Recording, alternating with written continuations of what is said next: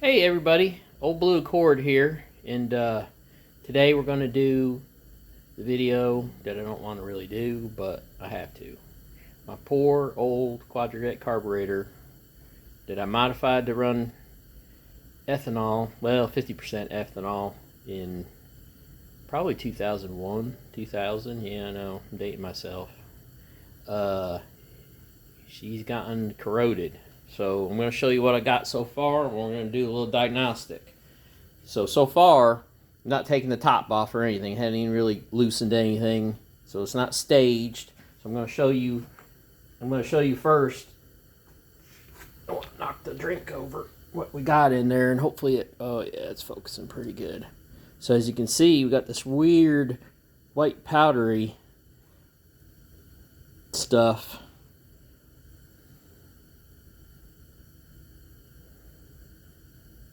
in there, and that's the fuel inlet. And I did notice it the other day when I was trying to get the Scout started. You've seen my hard start videos, and this is the fuel line that was put into it. I believe that's the correct fitting, because you're supposed to put a filter in there on a Quadrajet type carburetor, and I had it, and I had taken that filter out and actually cheated. You can see all the sediment in there. It's like little granular stuff, and it's in the fuel pump too. We talked about that. So yeah, I think what I'd done is I'd taken that out a while ago, and then I'd put in this fuel filter holder that I'd gotten at the hot rod shop a million years ago. Now I had looked this over a little bit, and I liked it fine. I didn't like it that you couldn't see through it like a normal filter. But that's okay. But one thing I didn't notice, and I don't know why, is it's aluminum, not steel. So if this is a magnet, it's totally aluminum. And I don't think it's coated. And I think this might be the source of that problem. Now, obviously, you saw my video, my other videos, that I've got the fuel contaminated, and with a lot of water.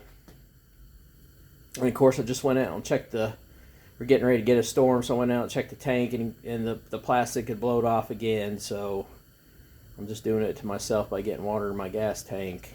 We're going to remedy that pretty soon. I'm going to just take that tank out and completely drain it.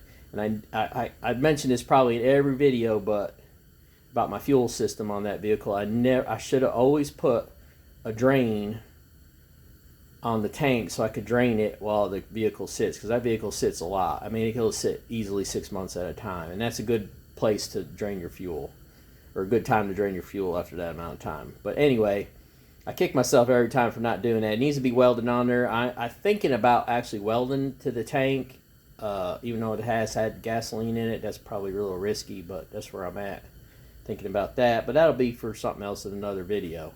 So what I'm going to do is I'm going to walk around, and we're going to take this carburetor apart, and I'm going to talk a little bit while I'm doing it. So yeah, so the backstory on this carburetor is it's a Quadrajet, obviously, and they came on mostly GM type vehicles, but they also came on Chryslers a little bit. And this particular carburetor is pretty wild because it's the one that everybody hates, or they think they hate, and it's got the electronic connector on there.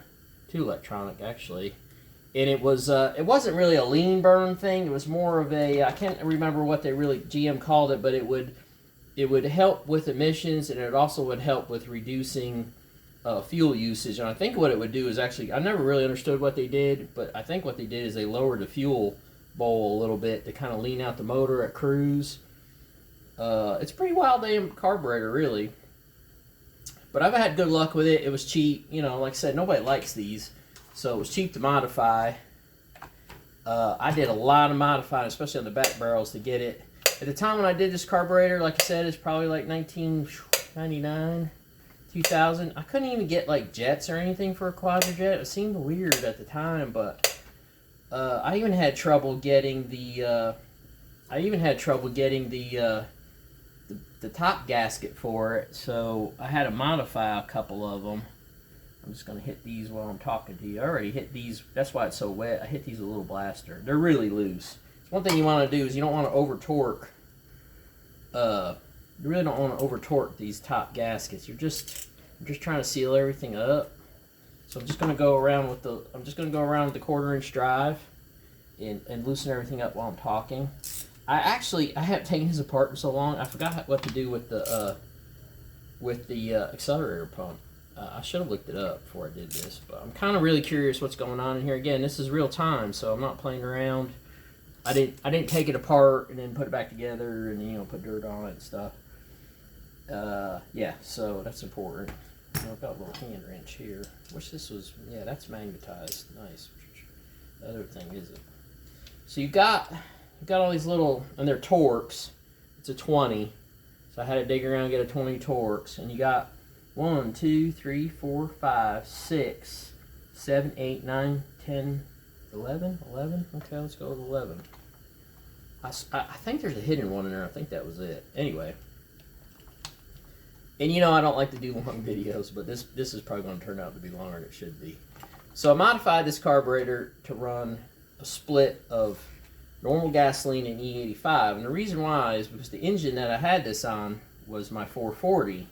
And back then they had these like 10-to-1 compression pistons kits that you could put in there, and that was okay back in the day. That motor was actually built in the 90s, but a 10-to-1, and it's not 10-to-1 compression, it's probably like 9 when you really actually measure it, is too much compression for street driving on street fuel with iron heads. So the stock 440 Chrysler 906 heads, or I believe there's a 452. They're not that good, especially at higher compression. I mean, even at 9, and what happened with this motor, it ping all the time. So you can run the timing back. Everybody's like, well, just run your timing way back. You run your timing way back, you're really losing power, and then you're getting into where you're almost like losing throttle response. The motor had a tendency to overheat. Now if I so what I would do is I would mix 93 octane or 90 whatever I could get with Turbo Blue, and at the time Turbo Blue was 104 octane you could get at some Sunoco places. It's race gas. I can't remember if it was leaded or unleaded, but I would mix maybe a few gallons, maybe 50-50. But as the price of the gas got higher, it started at $3 or $4 a gallon, so it was maybe $2 more in premium. It got to be like $8-9 a gallon. So to put 10 gallons of Turbo Blue in, and now I had a 30-gallon tank, that was getting kind of expensive. Or I could run the timing down, which I didn't like. So I had like 2 marks on my distributor. I would have one for good fuel and one for bad fuel, and I'd just swap back and forth if I did get bad fuel. And pinging on an engine's not good. It's not good at all. So I was like, okay, E85's coming in. They're going to have it at the pump, and I looked up the octane rating and all that. We can get in a big argument about why that's such a bad fuel and all that stuff, but we'll kind of skip all that for now. And I thought, okay, this is going to be an alternative to my $9 an hour, or my $9 a gallon Turbo Blue fuel. And then the pump, they stopped selling it because it got so expensive. Nobody's going to pay for that. And I modified this carburetor. So yeah, but at the time it's like you couldn't get jets or rods or anything. I mean, I actually got a book at the library and looked up what rods you're supposed to put in the back, and it runs on these. It's kind of hard to explain, but as this door opens, and this is dependent on air. This is not dependent on mechanical linkage. See, I can do the linkage all day. This is dependent on air. As the air goes down, it lifts these rods and pulls the rods out of the jets, and that's the fuel. Now the front is a little bit different, but I didn't have to modify the front that much, believe it or not. It was especially the small primaries. I mean, I did take the choke off. You obviously you don't have a choke there. You should. And man, it worked great. I mean, it took me some tuning. I had to mess around with the rod. I got a couple sets of rods, and I ended up turning them down on a lathe on the point to get, and then I actually trimmed the point just a little bit. So if you have let's use this one. So if you have a jet as my finger, and then the rod sits in there, when it's down, it's closed. But as that opens, you're letting more fuel down into that jet. So you want a bigger jet. And I do remember drilling the jets a little bit, but the problem is my rod wouldn't close the hole, so I didn't want to do too much there. So I ended up changing the taper in the point of the rod, so I ended up cutting the rod tip off, so as it lifted up, fuel would come in quicker. And this is all trial and error. I basically would drive up, I would work at my friend's shop, and then I would do it, make the modification, put the carburetor back together, and then drive up a big hill at full throttle, and then I would, judge how the carburetor's running. I didn't have a wideband back then. Nobody really had, widebands were like $10,000, I think, at a dyno. So let's see if this baby's gonna come apart. Yeah, so it came out. Eventually, I got it where, you got small primaries, very snappy throttle. There's a few little modifications. There's a tab that the V6 one would only let this come out so far, so you just modify the tab over here and then whammo. And then same with the mechanical. The mechanicals were actually limited, so I just toyed with the linkage here. So now my mechanical goes straight wide open, and then wham, I'm really hitting the fuel. I didn't have to do anything with the I never had to do anything with the accelerator pump, except I may have used like a special cup or something in it, but that's just part of the rebuild. And yeah, this is an old carburetor. So the big thing is going to be very carefully, let me just make sure, maybe I've got a better screwdriver. And I'll look at the camera. It's 10 minutes already. I may pause this and just play around. But anyway, so we're about ready to take this apart. And we want to see how far that corrosion got into the carburetor. This was the line. And I'm suspicious that something was happening in here, because you do see some weird corrosion. And then this stuff here is almost like it's in the fuel pump. And I've got a whole thing about fuel pumps coming up too. I've got a mechanical and then I got electrical too, just to get it running. But there is some weird corrosion here. Now I did have that sleeve, this heat sleeve went over it, and maybe that caused it. But I'm wondering if this may be just brake tubing with a zinc coating, and the zinc all came off. It's really hard to tell. I really think it's that fuel filter that contaminated this fuel filter housing, I should say, because it's aluminum. And aluminum and ethanol, you want to be careful. Now, another thing too, I'm going to tell you guys, I cheated a little bit. I've only been using gasoline in this carburetor for about 2 years, because I got where I wasn't just idling around. I mean, I'm not even driving it, so it's just to start it. I was taking gas out of the lawnmower and stuff like that, so the ethanol content is 10% at the most. So don't get thinking. I mean, I know you're all going to jump on me. It's like, well, the ethanol, it killed your carburetor. First of all, it's 20 years old, and I have not had the lid off of this in I don't know how long. I'm really going to have to figure out how to get this out of here. I hate to really get prying in there good, because I kind of want to reuse the gasket. I know I'm so cheap. I had trouble getting the correct gaskets, because the ones I would get would cover up the wrong ports, and then it wouldn't. Okay, I'm missing a bolt in there too. Let me look in here. I'm almost sure I'm missing a bolt. That's way too tight. But yeah, I mean, I'm almost sure that nowadays it's crazy. I got online and looked, and man, there's all kinds of jets and rods and this. There's a guy that claims he can do E85 on these. So the big thing about doing more than 50% is all the passages, your high speed bleeds, and I don't even know if they have really low speed bleeds on these carburetors. I see something in here. Those passages you can't, it's just impossible to modify. They're so small. And to machine them, it's just impossible. You'd have to change, just like they do on a Holly, they change the metering block, and everything's 40% bigger for alcohol. And on these type carburetors, I just don't see doing. I really don't think the fuel bowl holds enough fuel to go full throttle for very long. And I never had any problem, because on the street you can't go full throttle very long on a big block, a 400 or 500 horsepower vehicle without really actually hurting yourself, or hurting somebody else. So, short little blast with the 4-barrel. I mean, I had plenty of fuel, but I could see where you could starve this. Maybe quarter mile you're okay, but after that, I don't know. Don't know about that. So, I think what I'm going to do, so that's probably all my talk think I'm gonna kind of just maybe pause it right here because you don't want to see me just beat and bang on this carburetor to get it apart. And then maybe we'll. I think it's these two screws. Man, it's so funny that you don't take. I'm probably taking this apart 100 times, but now I can't remember how to do it. But you know, we're gonna have the little diagnostic here. What happened? And man, it just breaks my heart. I love this carburetor. And I've got this thermal quad over there on the bench, but I need a gasket and some base gasket stuff. So yeah, it was kind of like I was just gonna hot swap it real quick and get going, and I got bummed out on that. So, and I love my thermal quad.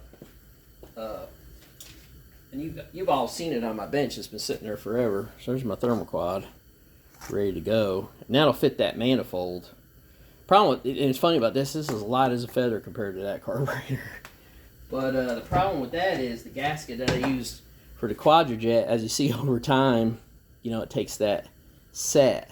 So you can't really just hot swap them back and forth. It's not covering the right ports. So I'm going to have to play around with the base gasket. I wish this was thicker. They're hard to find the thick ones. But so I need a base gasket for that and some other things. It's going to take me a little bit. So let's go ahead and pause it right here. Let me get the top of this carburetor off, and then we'll go from there. Okay, we're back. Well, yeah, I don't know why I paused it, because I just wrapped it with the rubber hammer 2 more times, and the lid just pretty much popped right off. You do have to take the accelerator pump pin and knock it back, so I had to find a suitable punch. I had forgotten about that. And I'll tell you right now, it's pretty funny. There's really nothing wrong with this carburetor. I know you guys are going to die and everything. And you saw this white material that came out of the. It's in the supply side of the pump. But when you look through everything in here, and I'll flip this around in a minute. So here's the accelerator pump, and a lot of you guys, I mean, you know, there's nothing. There's no rust. I thought this spring would be rusted and broke, especially from all the water. And then my little tubes, emulsion tubes, they're pretty good. So here's your rods, right? Here's my modified rods. I mean, the tips are a little bit messy, and that's where and like I said, I ran these on a lathe like 5 times to get where I was going. Everything else under this carburetor, let's see if I'm going to catch the light good, because I know you guys think I'm fibbing. It's really in damn good shape. Crazy. So that corrosion did not make it into the carburetor, or I caught it in time. I'm usually not that lucky. And I'm trying not to lose the bolts, because I know the bolts in the back are longer. Everything else should be the same. So, yeah, so there's the grungy top. So you got to be careful with your... and I'll probably rebuild that. I'll probably maybe try to rebuild. I noticed that one side of the accelerator pump wasn't squirting that good the other day, but that's beside the point. So let's look at the base. And it is a Quadrajet. Just make sure it says it right there. That's the accelerator pump. But so if you look at the base and the float and everything in there, I'm going to try to get the light as best as I can. There's some material in there, but it's just not that bad. So I got the Uncle Tony screwdriver here. Let's get it in the light. Yeah, you can see like right in there. There's a little bit of material. Again, I have not had the top of this carburetor off. That's for the back. And here's the float. I mean, look at that baby. So you guys are telling me that ethanol eats a carburetor up. I mean, is it ate up? There's the spring. There's the spring in the well for the accelerator pump. Nothing. Now this little plunger here is part of the electronics. I really don't know what it does. And again, this is electronics. Never really figured that out, but any place else, here's fuel. I mean, you see any white corrosion in there? This top of this carburetor destroyed? No. No. Got a little junk down there, which I should be able to clean up. And I'll probably hit pause. Or actually, I'll probably just clean it up a little bit. It's going to suck to find. I'm going to have to find another. Top, a top gasket for it. But it shouldn't be that bad. Like I said, nowadays online you can buy all this stuff. Complete rod kits. You can redo the jets. It's kind of funny. My buddy gave me Two-Lane Blacktop. It's a great movie. And in part of the movie is the guy that kind of chases him around has got a GTO. I believe it's a 400, and it's got the Quadrajet. And they just go right. He needs a rebuild or something, and they're kind of trying to help him out. It's kind of a weird movie, but they go right to the parts guy. He opens up the book, and they're like, "We need a Quadrajet rebuild kit for a 400, 1970 Pontiac GTO 400." And gives him the box. I think it was like $13. I was like, I love that. That was the best part of the whole movie for me, anyway. But should watch that movie. It's pretty cool. But yeah, I'll have to do some research and see what I can get for this. Obviously, this base gasket I got to replace. I'm going to go to the parts store and be like, "Hey, I need one of these." They're going to laugh at me. They probably think that's for a I don't know what that's for. They'll probably think it's for like an elephant's foot or something. I'll have to tell you what they all tell me. But used to be able to just buy these off the shelf. But who knows where I'm going to find them. I might end up having to make one. Just start fresh. I don't know if I have this material. But anyway. Yeah, I kind of want to use my my thermoquad one more time. It's just sitting here on the bench, and the carburetor shouldn't sit. It's not modified for E85, so I put it on that 440. I'm going to have to always run gasoline. The linkage isn't quite right. There's a couple other things I had just absolutely perfect with this. I've got this set, so when you mechanically hit the 4-barrel, and you do mechanically hit them, I'll see if I can do one. So you're on the fronts, and then watch the backs. So you are with your throttle, and I've got it, look how it just cracks. And I've got all these springs lightened up. And I run a really light throttle spring. You can actually feel the transition, that mechanical transition on your right foot. And look at that, I got that practically wide open. I know you're not really supposed to. Might be a little over. But this thing just rips. The throttle response. And then when you tickle them back barrels, and like I said, you can be on the foot and you'd be like, oh, there's a little something, not a boulder there, like a little pebble, and it just sings. Yeah, I really worked a lot on this carburetor. Maybe they'll bury me with it. I don't know. But yeah, let's get this apart. I forgot about this little phenolic piece here, but nothing's damaged. I mean, it's just incredible. So as bad as this looks, and I didn't play fast one on you and switch carburetors.